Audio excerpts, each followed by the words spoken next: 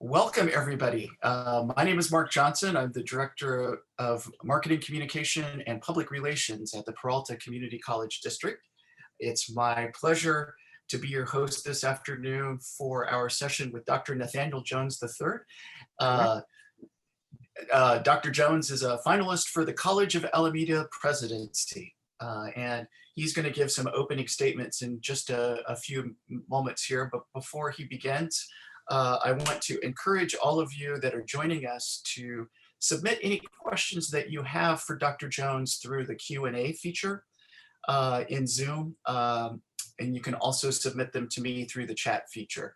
And I'll be taking your questions and pitching them to Dr. Jones after his opening statement. I would also put in a plug for you to download the form, the COA President Candidate Feedback Form documents. There was a link in the email that was sent out yesterday. Please download that form, fill it out, and email it to Brandon Christian in the Chancellor's office. Mr. Brandon Christian is collating all of the feedback on all of the COA President candidates so that Chancellor Walter can review. And with that, let me welcome Dr. Nathaniel Jones as our candidate this afternoon for COA President. Over to you, Dr. Jones. Thank you very much, Mark. To all that have joined in this forum, my name is Dr. Nathaniel Jones. I thank you very much for taking time out of your day to visit with me and to consider me for the presidency for the College of Alameda. So what I'm going to do is give you a brief overview of what I've done, what I'm passionate about, and the kinds of skills, knowledge, and abilities that I think I would bring to the role. I'm going to try to keep my initial remarks, somewhat brief because I want to actually hear what's on your mind and hearts and be able to address those questions. I've been in higher ed for just shy of 20 years. Prior to coming to the academy, I worked in healthcare as a hospital administrator. So I've worked in two industries my entire professional life. And for a common reason, I believe both healthcare and higher education have the ability to make profound, transformative impacts in the lives of individuals. And that's something that I'm deeply committed to. Hence, as your president, I would be someone who is deeply concerned with and committed to an education that was student-centered, creating an environment that diversity and inclusion is institutionalized and made a dynamic part of the fabric of the institution.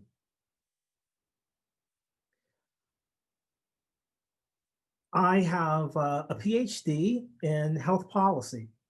I also have a master's in business administration and a bachelor's in engineering. So with that somewhat eclectic background, we can say that I didn't quite know what I wanted to be when I grew up, and I'm still kind of figuring it out. But more seriously, I think my background gives me a couple of distinctions that I think are worth pointing out. Number one, I think I'm a really, really good problem solver, derived from my background in engineering. The other thing is this: the more we realize that higher education is very, very complex, it's not one-dimensional. And so having someone with a range of skills in the area of fiscal matters, in the areas of education, in the area of research, in the area of policy and law is very, very important. And I think I bring those kinds of characteristics to the role. I have what I would consider deep competencies in the area of strategic planning, fiscal matters, resource development and budgeting and all those sorts of things, but also in the area of facilities management, um, instruction, research, evaluation. I understand that in the very near future, the college will undergo accreditation. I've worked quite well in terms of doing accreditation at my current college, but even as a consultant, helping institutions prepare for accreditation and to deal with their site visit very, very effectively. So I bring those skills as well. I balance between the needs of the college in terms of being forward facing in terms of the institution, but also having portion of the time externally apply, advocating for the college in the community and with other key stakeholders that influence resources and other matters pertaining to the college. One thing that's really, really nice about the noble work of transformation that we engage in is things that other institutions care about. And so it's about coming together, leveraging our passion and resources with other like-minded entities to engage in this noble work that we commit our professional lives to doing. The other thing that I would share about me is that I'm very approachable. Hopefully, over this 40 minutes or so, you'll get a glimpse of who I am. But what you see is what you get. I'm a very straight shooter. I'm very, very engaging and easy to talk to. And the other thing I would say is that I want to listen, I want to learn, and I want to collaborate with you to move the college forward. I would welcome the opportunity to do that, and I will stop there for the moment. Thank you very much for your attention. Great. Thank you, Dr. Jones. Our first question comes by email from Matthew Goldstein, the Academic Senate President of College of Alameda. And Matthew asks, what challenges do you foresee in leading a campus in a multi-college district? Well, I think there could be any number of challenges. I think one of the key challenges is balancing the need for strong advocacy for the college, but also working collaboratively with the district, recognizing that in many instances you have shared interests and that collaborating is more effective than competition. Determining where there is greater synergy and economies of scale working together as compared to just looking after the interests of one institution. I would also add that I work now for a multi-college district. And so for the past 4 years, I've done that. And then when I was at UC Riverside, we had a similar structure. So I've gained quite a bit of experience working in that kind of environment. And the challenges most of the time centers around how resources are allocated. And so I've worked with our current district on coming up with data-driven resource allocation structures and methodologies that's fair, that's transparent, and equitable. And so, and then we collaborate on a number of things where we have what I would consider the multiplier effect. We take the best and brightest ideas, not just limited to our own institution, but the district at large. So when I think about diversity, I think about diversity of experiences and capacity to contribute to the common good of the institution. So it's striking that appropriate balance between advocating for the institution and effectively collaborating with the district to ensure that the whole is made stronger and healthier. Great. Thank you very much. The next question comes from Kawana Rollins. Kawana is the Classified Senate President at College of Alameda. Okay. And she has a preface before her question, which is that we need a president that is willing to commit him or herself in this position. And we've had 6 or 7 presidents for the last 20 years, which is a lot. Okay. So the question is, what is your level of commitment? And do you have plans to leave COA if a better position becomes available? Oh, that's a good question. I'll answer the question this way.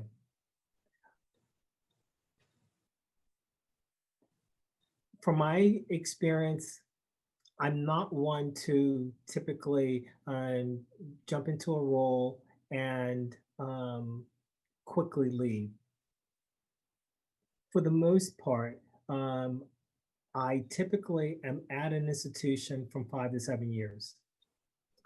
The notable exception was when I was in a grant funded position. When the funding ended, I need to leave and there was no opportunity. But generally, I'm in a role from 5 to 7 years. During the interview that I was in yesterday, a question came up similarly, but the other thing they were asking about at the end was saying, tell us something that you that's not immediately available by your reference materials and documents. And I told them about a story in which I ended up, making an alternative plan and going into engineering. And I stuck with it. Not that engineering was my absolute love, but I committed to it and I saw it through. And any of you who know anything about engineering, certainly engineering at the University of Maryland at that time, it was very, very difficult. And they were trying to get rid of as many people as they could. And so it wasn't necessarily the easiest thing in the world to do, but nonetheless, I committed to it. And I wanted to make sure that I succeeded. And I think I would approach my time as your president with the same kind of commitment and vigor. I think that there's a lot of good work to be done, and I would welcome the opportunity to partner with you all to do that. And I wouldn't, at the first sign of some other opportunity, say, okay, see ya, and leave. That's just not who I am. Great, thank you. So now we're going to the Q&A submitted questions. And the first question there is from faculty member Andrew Park. And Andrew writes, could you share your perspective on BAM, also known as Budget Allocation Model at Peralta? Okay, I know that you have a budget allocation model. I saw in some of your documents how it is integrated with your planning processes, but the nuance to how it functions, I'm unaware of those. But what I can tell you is a couple of things. Number one is, as I mentioned before, I work very, very closely with our own district budget advisory committee on coming up with a revised budget allocation model for my district.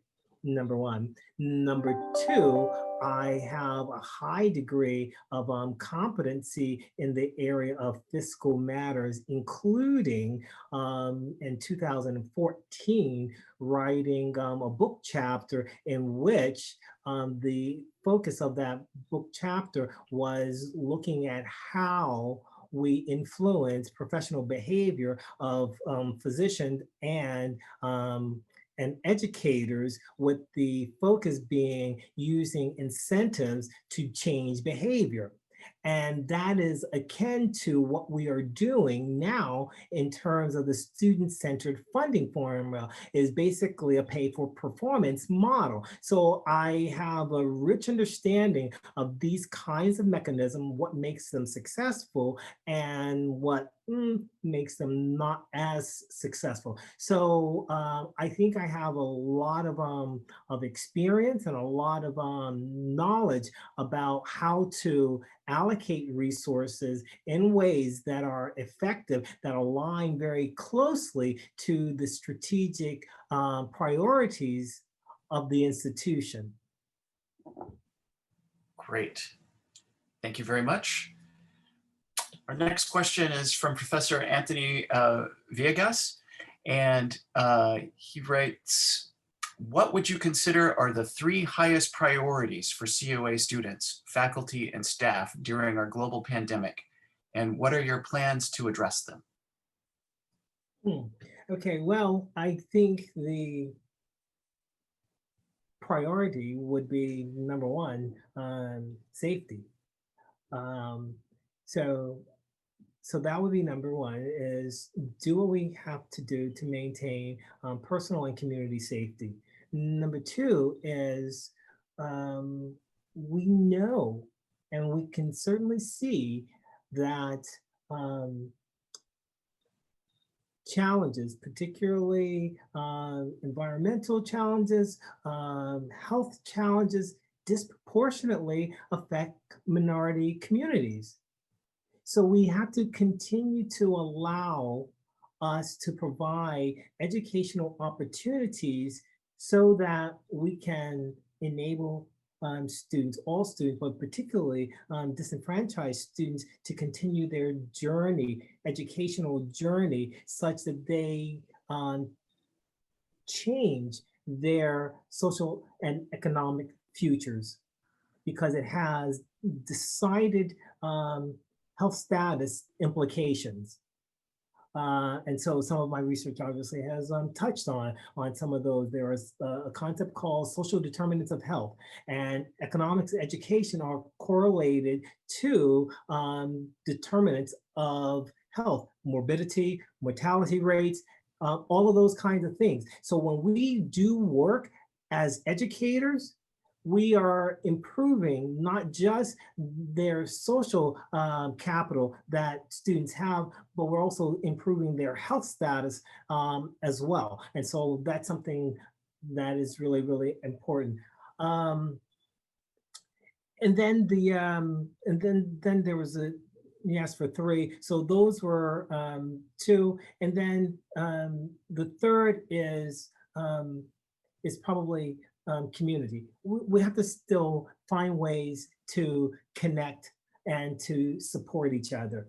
I think that those are the 3 things that are really, really important for us to be able to do, because we all are dealing with different kinds of things, and this pandemic is creating challenges on a multiplicity of fronts. And so we need to be able to listen and to be supportive of our community members who may be going through a variety of different kinds of things. And so we need to be able to be empathetic to support one another through this crisis. Shifting gears, this question is coming in from Athletic Director Linda Thompson. Coach Thompson asks, at COA, we offer 2 sports to our students. What is your experience in working with college athletics? Okay, I do not have extensive, I have limited experience with college athletics. My current college does not have that, but we do have athletics in our district, and we had athletics at UCR, and we had athletics at Dartmouth when I was at Dartmouth.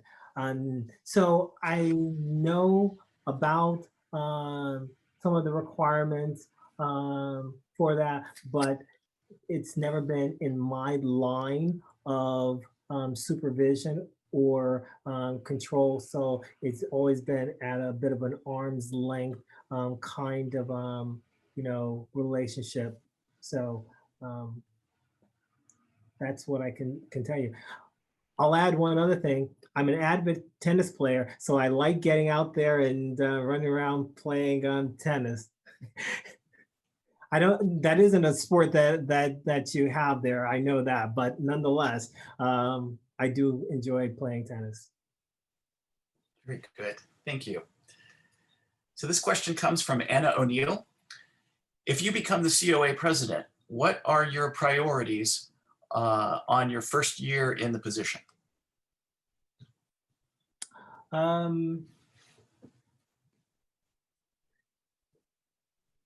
My priorities would be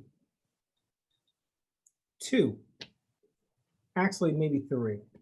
Number one is to listen and learn. Building rapport with the students, with the faculty, with the community. So those two I think are really, really super important, because I have a mantra that I like is listen, learn, lead. You can't lead if you haven't really listened and learned and understood what's needed and how that leadership is likely to be effective unless you understand at a fundamentally sufficient level those that you're leading, what's important to them. How do they like information? How do they like to be engaged on what issues are of most concern to them, and so forth. So for me, the first year is about information gathering and then analyzing and synthesizing, building rapport,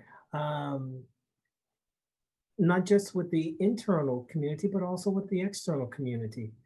The other thing is you need to pay attention to what is communicated to you as directives by the chancellor. So that would be my boss. So I want to obviously achieve goals set by her for me to achieve. So I would pay attention to that. The other thing that I think is important is, as I shared earlier, that have a background in engineering, which makes me tend to lean more towards how do we do this and make it efficient and things like that. And so I remember there was a time in which I was having this training that I was in, and a point that the instructor made always stuck with me. And he says, with systems, you want to be efficient, but with people, you want to be effective, and that requires time, and that requires empathy. That requires, in some cases, a lot more emotional energy to be invested in order to be effective. And that's far better than being efficient. So but learning what's effective, what's going to be effective with one person or one group takes some time. And you have to be willing to invest the time in order to understand how to be effective. Thank you. Our next question is from Andrew Park, a faculty member at COA. At COA, we see challenges with facilities. There are basic facilities, restrooms, laboratories, and old buildings that are not fully functional, even as we build new buildings. What is the president's role in balancing the need to maintain existing facilities and the need for new capital projects? Well, that's interesting. So I would say this, we have some challenges there, particularly from the state perspective.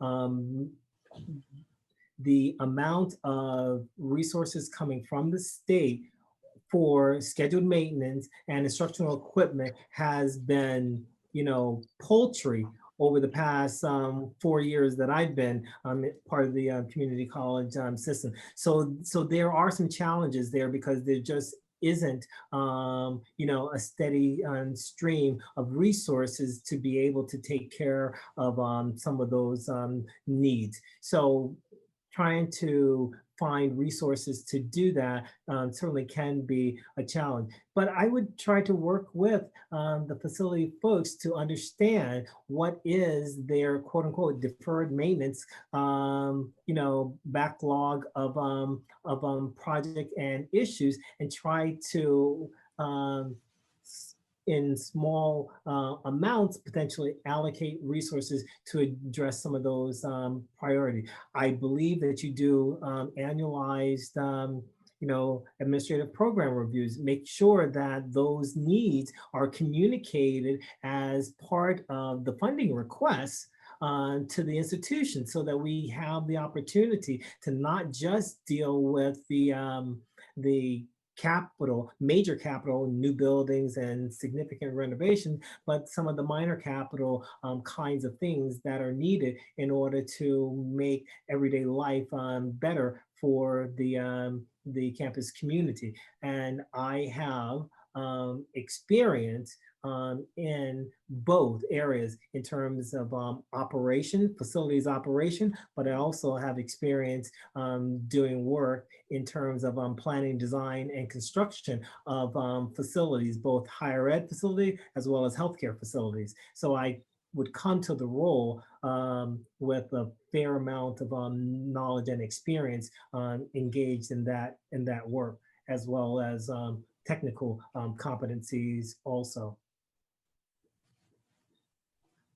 Okay, thank you. Going back to email, this is another question from Matthew Goldstein, who is the Academic Senate President at College of Alameda.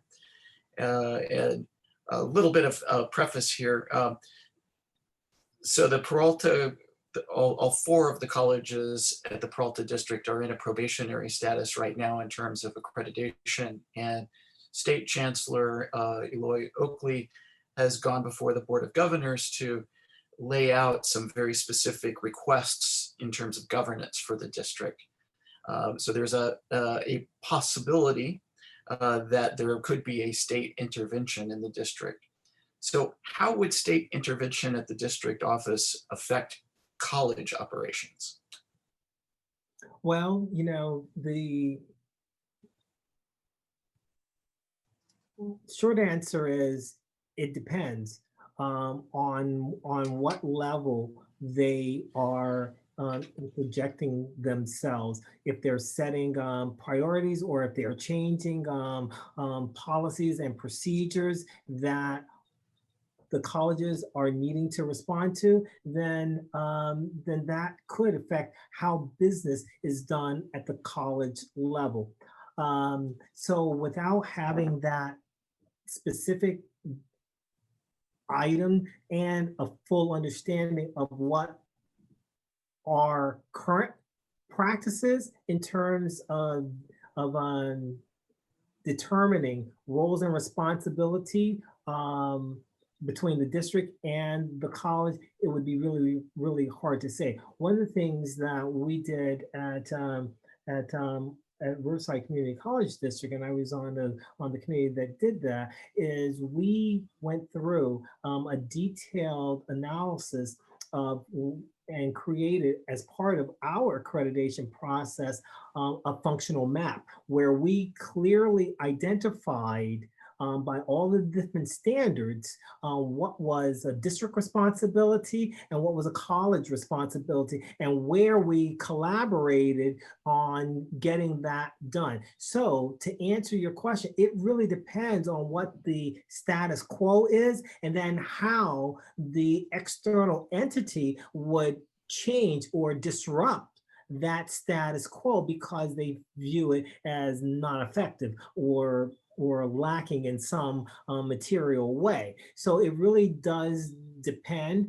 The good news is I'm reasonably familiar with accreditation standards. I've written significant section of our college's self-study in a number of different areas, primarily standard 3, but also in leadership and governance. And so I have that know-how, and I think that I work really, really well with a number of different people, and so I think I could navigate that pretty well, understanding what the requirements are and how we can come together to address those things. But it would be us listening, understanding what they're asking for, and then figuring out how do we modify the way in which we currently do business to satisfy this new expectation and or requirement. Great. Thank you, Dr. Jones. We have there's 2 questions, and then I think we'll need to cut it off to give you time for your closing comments. Okay. So the first question is about prioritization. At the district and at the colleges, we find ourselves dealing with about a dozen different top priorities at any given time. And that could be a score, not a dozen. There are a lot of top priorities. Can you tell us a little bit about how you would go about actually prioritizing those 10, 12, 20 most important things?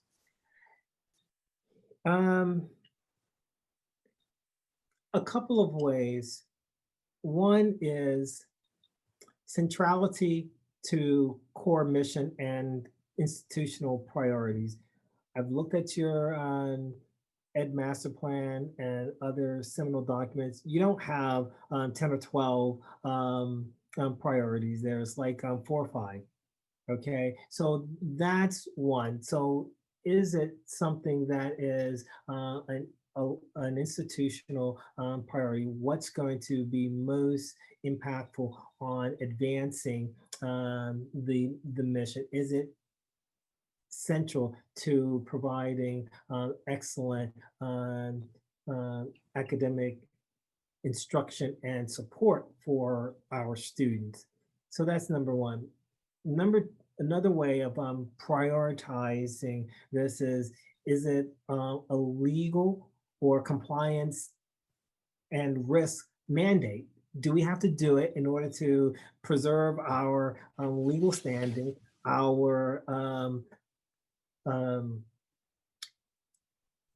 compliance with codes that, you know, for example, if we don't administer or deal with, for example, something that you're probably working on is implementation of the changes related to Title IX. Well, if we don't get that in place, then that would jeopardize our funding for financial aid. And our students, 80% of them rely on financial aid. So those kind of things. So it's from a risk management perspective. So that would help influence priority. So is it central to our institutional priorities and mission? Is it from a legal or compliance and or risk standpoint? And then is there some other sense of time urgency that that we need to deal with it because there is some deadline that cannot be missed, i.e. accreditation? we know they're coming and we know when, and that's not going to change. So nothing that we can do. So that has to become a priority because there's a specific date and time that something has to get done, and there's no wiggle room. And so those kinds of things allow us to prioritize of the many things that we have to do, usually simultaneously. How do we decide what fraction of our time gets spent on this, and the other? So those are some of the kinds of things that I would take into account when thinking about prioritizing the time that we commit to these myriad of priorities. Great. Thank you, Dr. Jones. Last question. This is from Andrew Park. There is a great cultural difference between the Inland Empire of Riverside and the Bay Area. How do you see this cultural difference impacting your role as administrator CEO here? Well,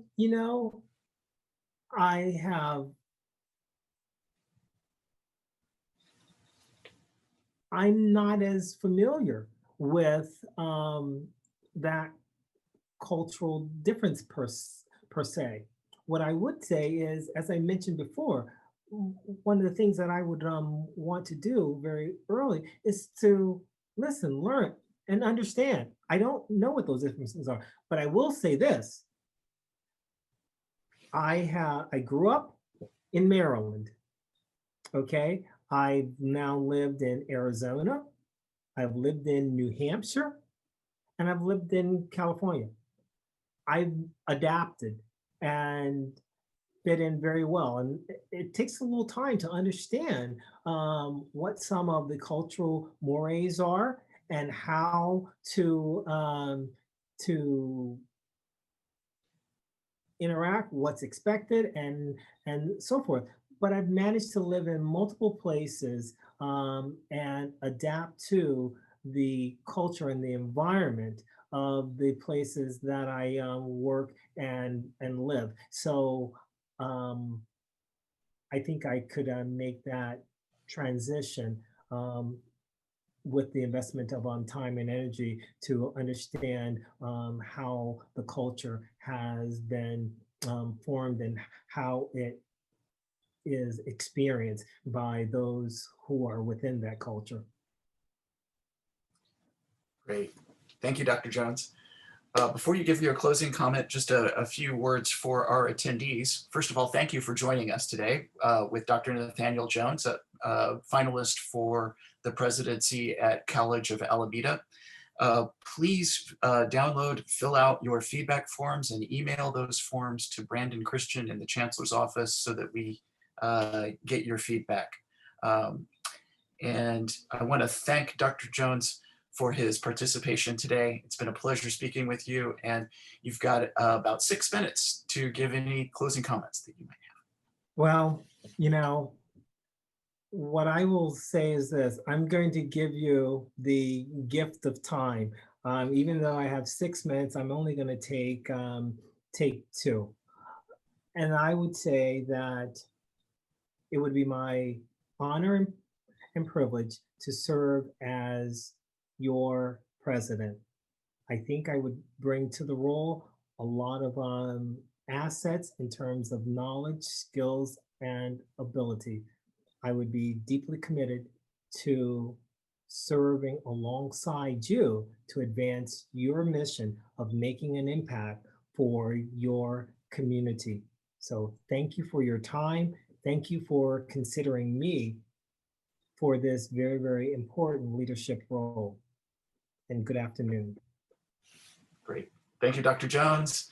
Thank you all for joining us, and have a good afternoon.